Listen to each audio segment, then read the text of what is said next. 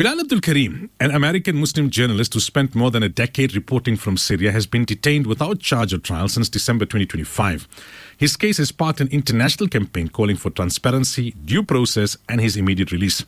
Jaabir, the founder of the Justice for Bilal Abdul Kareem campaign, joins us on the line. Assalamu alaikum wa rahmatullahi wa barakatuh, and welcome. Wa alaikum salam wa rahmatullahi wa barakatuh. Please excuse the nerves. It's been a while since I've been on live radio. No, I'm sure it'll go well, inshallah.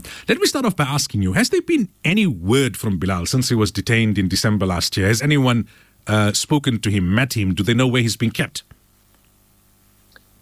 He had a visit on Wednesday, this Wednesday gone. His wives got to see him.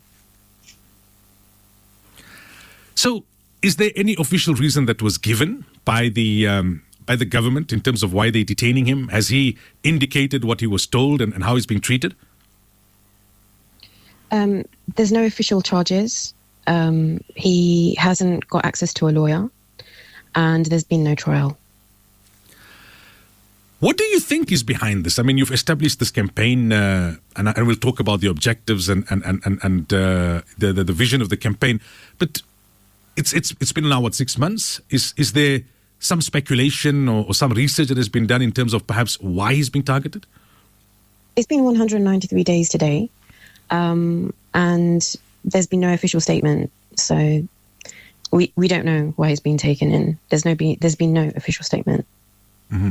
So talk to us about the campaign. You know, when did it start? What are you hoping to achieve and how? So what inspired me to start the campaign was the loud global silence. I couldn't and still can't understand why there is such a loud silence. And we can all agree that everyone deserves due process. So African-American journalist Bilal Abdul Kareem is a convert to Islam. And he has not been charged, has not been given access to his lawyer, and has not had a trial. And it's been over 6 months that he has been illegally detained. From outside of Syria, I feel we have an obligation to speak up for his rights. Inside of Syria, people are limited. People are at risk for speaking out. I've confirmed this with different sources on the ground. And for those of us outside of Syria, we have the opportunity to be Bilal's voice. This is bigger than one man. Bilal is the founder of the Justice Covenant, which calls for the following in Syria, and he was calling for this, which was 1, no torture, 2, no indefinite detention, 3, the accused is innocent until proven guilty, and 4, the detainee has a right to appear before a judge within 48 hours of his arrest. So Bilal was actually a voice for the oppressed, voiceless, and now he has become an example of someone who has been denied due process. What's the response to the campaign been? Well, alhamdulillah, the support is growing, but there has also been a loud silence. So as you mentioned, Bilal was taken on the 22nd of December 2025, and we're on day 193, so it's over 6 months now. Many people still do not know about his case, while others have not yet come forward to support it. Besides the online harassment I've personally received for launching this campaign for Bilal, and from those who seem determined to silence both the campaign and Bilal's voice, support, alhamdulillah, is thankfully growing, alhamdulillah. But there have been different responses. For example, sadly, one well-known individual who calls himself a journalist tried to silence the campaign and argue that Bilal should not speak about politics. The very same individual, has called for justice for others. So such selective calls for justice and due process are alarming. There also remains a loud silence from some. Moments like these can make it difficult not to lose faith in some people, in some organizations. But even when people disappoint us, we do not lose faith in Allah. And so, inshallah, I'm hoping that, the support will grow as more and more people find out about the case, of Bilal Abdul Kareem. And a quote comes to mind from Martin Luther King Jr. that injustice anywhere is a threat to justice everywhere. Are there legal options at your disposal, both within Syria or out of Syria?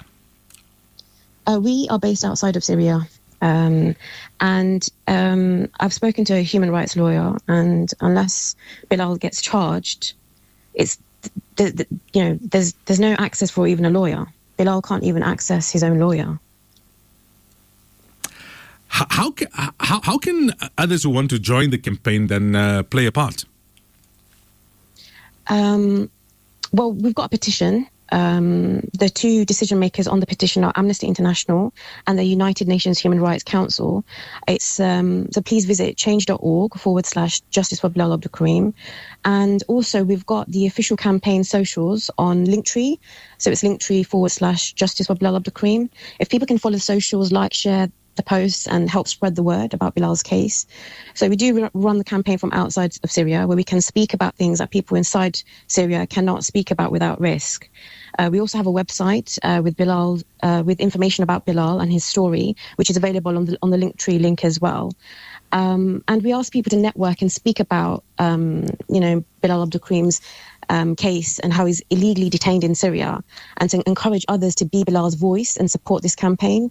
Bilal represented people who didn't have a voice, and now he needs our voice. So please do visit, the Justice for Bilal Abdul Kareem Linktree, and it's Kareem with 2 E's, not an I.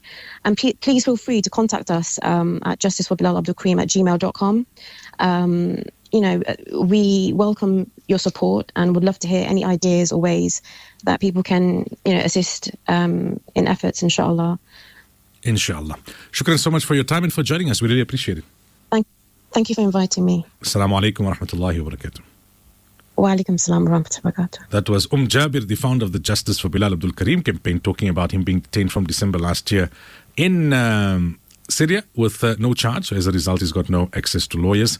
His family were allowed to see him recently, but as things stand, there's no progress being made because he hasn't been charged.